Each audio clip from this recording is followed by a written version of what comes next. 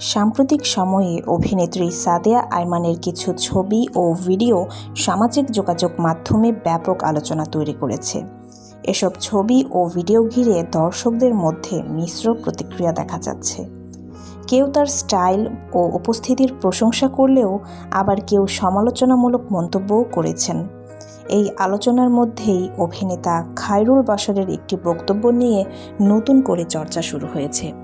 সামাজিক যোগাযোগ মাধ্যমে ছড়িয়ে পড়া বিভিন্ন পোস্টে দাবি করা হচ্ছে তিনি সাদিয়া আইমানকে নিয়ে মন্তব্য করেছেন।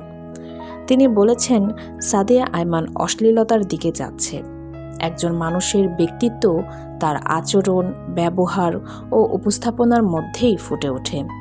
পোশাকের ক্ষেত্রেও রুচিশীলতা ও শালীনতা বজায় রাখা গুরুত্বপূর্ণ বলে মন্তব্য করেন তিনি। এক পর্যায়ে হাস্যরসাত্মক কথোপকথনের সময় খায়রুল বাশার মজার ছলে আইমান সাদিককে লুচ্চা বলে সম্বোধন করেন। এদিকে ভক্তদের একাংশ মনে করছেন, জনপ্রিয় ব্যক্তিত্বের প্রতি মানুষের নজর সবসময়ই বেশি থাকে, তাই জনসম্মুখে উপস্থিত হওয়ার সময় পোশাক পরিচ্ছদ ও উপস্থাপনার বিষয়ে সচেতন থাকা উচিত। খায়রুল বাশারের কথায় একমত জানিয়েছেন দর্শক। তো ভিউয়ার্স, এই বিষয়ে আপনার কি মতামত কমেন্টে জানাতে পারেন। সবাই ভালো থাকবেন। ধন্যবাদ।